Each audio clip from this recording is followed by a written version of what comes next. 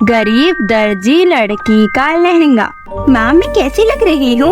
हमारी राजकुमारी बेटी बहुत ही सुंदर लग रही है। माँ, आप मेरा मन रखने के लिए तो ऐसा नहीं बोल रही हो ना।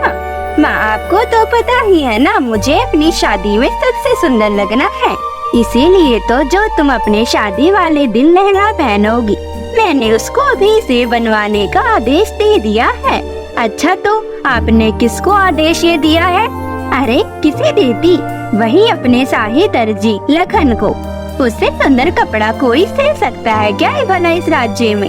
हाँ माँ, ये बात तो आपने सही कही है बिल्कुल। जहाँ एक तरफ राजमहल में राजकुमारी मान्या की शादी की तैयारियाँ चल रही होती है, तो वही दूसरी ओर उस राज्य की एक गरीब लड़की गुड़िया, जो बस अपने हुनर को एक मौका मिलने का इंतजार कर रही थी।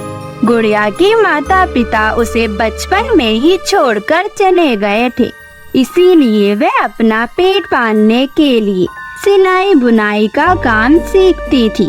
और वक्त के साथ साथ गुड़िया का इस काम में और भी ज्यादा मन लगने लगा। खास बात यह थी कि उस राज्य में लखन के अलावा और कोई भी कपड़े नहीं सिला करता था, लेकिन वहीं गुड़िया ने अपने कड़ी मेहनत से सिलाई बुनाई का बहुत अच्छा काम सीख लिया था। वहीं लखन नाम का दर्जी, जो कि बहुत ही ज्यादा लालची और घमंडी था, जो कि इस समय राजकुमारी की शादी का लहंगा सिल रहा होता है। अरे, तू ये क्या कर रहा है? मालिक, कुछ नहीं, बस मैं राजकुमारी के लहंगे पर ये मोतिया लगा रहा हूँ। अरे, तेरा दिमाग खराब हो गया है क्या? ये तो क्या कर रहा है? तू एक बात बता, इस पूरे राज्य में सबसे अच्छा कपड़ा कौन सिलता है? जी आप मालिक। अच्छा, तो बता, इस राज्य में मुझसे अच्छा कोई भी राजकुमारी का लहंगा सिल सकता है क्या? ऐसा तो संभव नहीं है मालिक। हाँ, तो मैं इसलिए तो कह रहा हूँ, तो इन सब चीजों पर ध्यान मत दे और फटाफट से राजकुमारी का लहंगा तैयार कर दे। अभी तो हमें रानी माँ का लहंगा भी तैयार करना है। और हाँ, इस लहंगे पर इतनी सारी मोती लगाने की कोई जरूरत नहीं है। जितनी कम लागत लगेगी उतनी ही ज्यादा अच्छी कमाई होगी, समझा तू? लेकिन मालिक, लहंगे के लिए तो आपको कई सारी सोने की मुद्राएं मिल रही है, और ये लहंगा तो कोई आम लहंगा तो है नहीं। ये हमारी राजकुमारी अपनी शादी पर पहनेगी। अरे बस, यही तो दिक्कत है तुम जैसे गरीब लोगों की, इसलिए तो फालतू का दिमाग लगाना बंद करो और मैंने जो कहा है वो चुपचाप तुम करो। लखन अपने कारीगर गगन को बुरी तरह डांटकर वहाँ से चला जाता है। उसी समय गुड़िया भी वहाँ पर आ जाती है। उसने लखन और गगन की सारी बात सुन ली थी, इसलिए वह गगन के पास जाकर कहती है, कैसे हो काका? अरे गुड़िया बेटी, तुम बताओ कैसी हो? कैसे आना हुआ? कुछ नहीं काका, मैं तो बस यहाँ से गुजर रही थी, तो सोचा आपसे मिलती चलूं।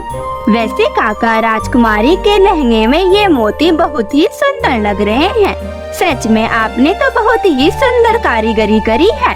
हाँ बेटी, मैंने तो सोचा था कि मैं इस लहंगे को बहुत ही सुंदर बनाऊंगा, लेकिन लगता है भी ऐसा नहीं हो पाएगा। मुझे सब पता है काका।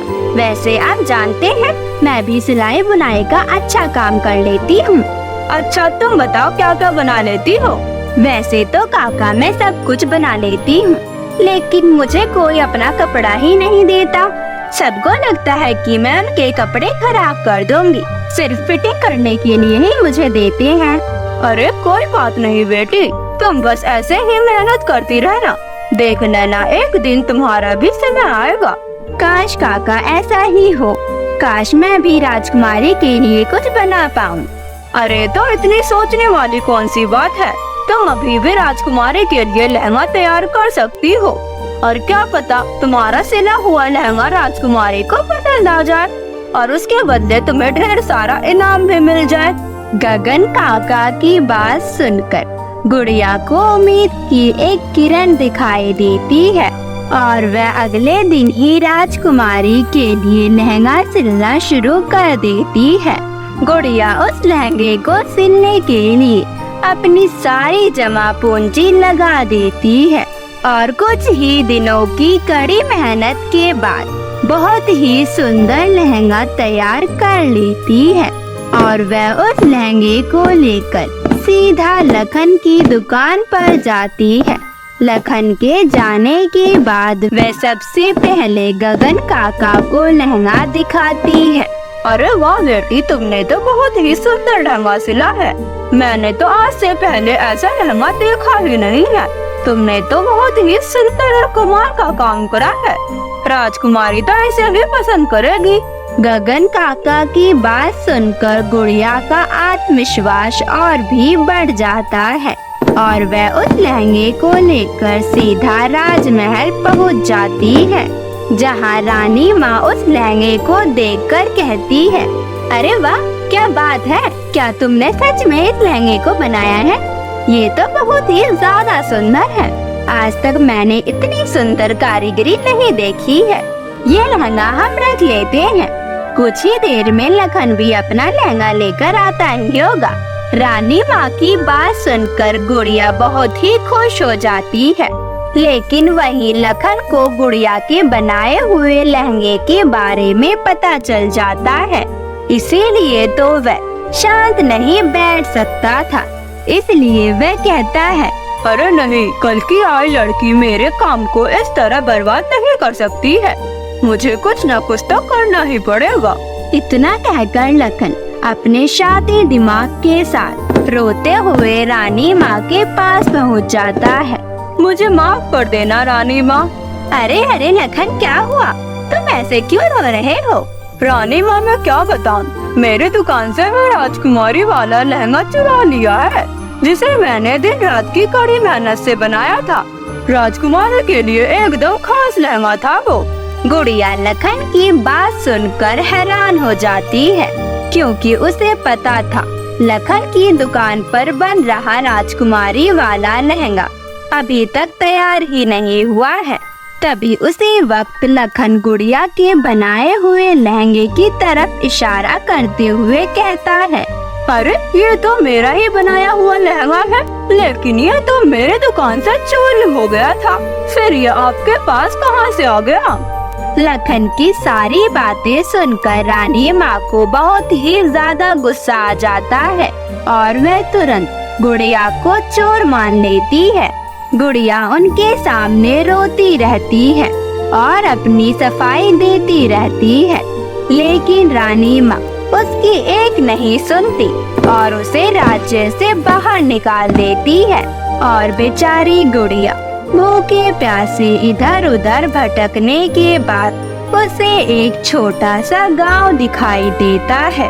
गुड़िया उस गांव के अंदर जाती है और गुड़िया को अचानक चक्कर आ जाता है। वह एक बुटीक की दुकान के सामने गिर जाती है। तभी उस बुटीक में से एक बूढ़ी महिला बाहर निकलती है। वह बूढ़ी महिला बहुत ही भली इंसान थी। वह बूढ़ी महिला गुड़िया को पानी पिलाती है और उसे होश में भी लाने की कोशिश करती है। गुड़िया को जैसे ही होश आता है और वह बूढ़ी महिला गुड़िया को भरपेट खाना भी खिलाती है। तुम कौन हो बेटी? तुम कहाँ से आई हो? जी, मेरा नाम गुड़िया है और मैं बहुत गरीब हूँ, इसीलिए मैं काम की तलाश में आई थी। मैं भी इस बुटीक के लिए तुम्हारी जैसी एक लड़की की तलाश में थी, क्योंकि अब मेरे इस बूढ़ी हड्डियों में जान नहीं बची है। अब तो मुझे ढंग से दिखाई भी नहीं देता है, जिस वजह से मेरा काम चलना भी बंद हो गया है। और एक समय था जब लोगों की भीड़ मेरी दुकान के सामने लगी रहती थी। गुड़िया उस बूढ़ी महिला की बात सुनकर बहुत ही खुश हो जाती है। बेटी, तुम चिंता मत करो, मैं सारा काम तुम्हें सिखा दूंगी। लेकिन उस बूढ़ी महिला को ये नहीं पता था कि गुड़िया इन सब कामों में माहिर है और बूढ़ी अम्मा को कोई भी चीज गुड़िया को सिखाने की जरूरत ही नहीं पड़ती है। वह सारा काम बहुत ही अच्छे से संभाल लेती है। और एक दिन उस बुटीक पर एक सेठ आता है अपनी बेटी का लहंगा सिलाने के लिए। गुड़िया कुछ ही दिनों में बिल्कुल राजकुमारी जैसा लहंगा तैयार कर देती है। वह लहंगा वह सेठ और उसकी बेटी देखकर दोनों ही बहुत खुश हो जाते हैं और उस लहंगे का दुगना दाम देते हैं, जिससे वह बूढ़ी महिला और गुड़िया भी खुश हो जाते हैं। उसके बाद उस बूढ़ी महिला का वह बुटीक बहुत ही अच्छे से चलने लगता है, बिल्कुल पहले जैसा। और ऐसे ही एक दिन गगन रानी माँ को लेकर उस बुटीक पर पहुँचता है। अरे रानी माँ आप? हाँ, उस दिन मैंने तुम्हारे साथ बहुत ही गलत किया था, मुझे माफ कर दो। मुझे गगन ने सब कुछ बता दिया है और मुझे सच्चाई का सब कुछ पता चल गया है, इसलिए मैंने लखन को राज्य से बाहर निकाल दिया है और मैं खुद तुम्हें लेने आई हूँ। रानी माँ की बात सुनकर उस बूढ़ी महिला को सारी बात का पता लग जाता है, लेकिन वह चुपचाप खड़ी रहती है। तभी गुड़िया उस बूढ़ी महिला की तरफ देखती है। उनके आँखों में आंसू होते हैं, जिसे देखकर वह सब कुछ समझ जाती है और वे रानी माँ से कहती है, मुझे माफ कर देना रानी माँ, अब मैं उस राज्य में नहीं जाना चाहती हूँ, क्योंकि वहाँ पर मेरा कोई नहीं है और यहाँ पर मुझे मेरी अपनी दादी माँ मिल गई है। मुझे इनके प्यार की जरूरत है और इन्हें मेरे सहारे की, इसलिए मैं वहाँ पर नहीं जा सकती हूँ।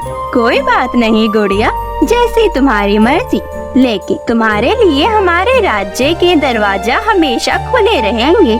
यह कहकर रानी माँ वहाँ से चली जाती है। गुड़िया और बूढ़ी महिला खुशी खुशी रहने लगती है।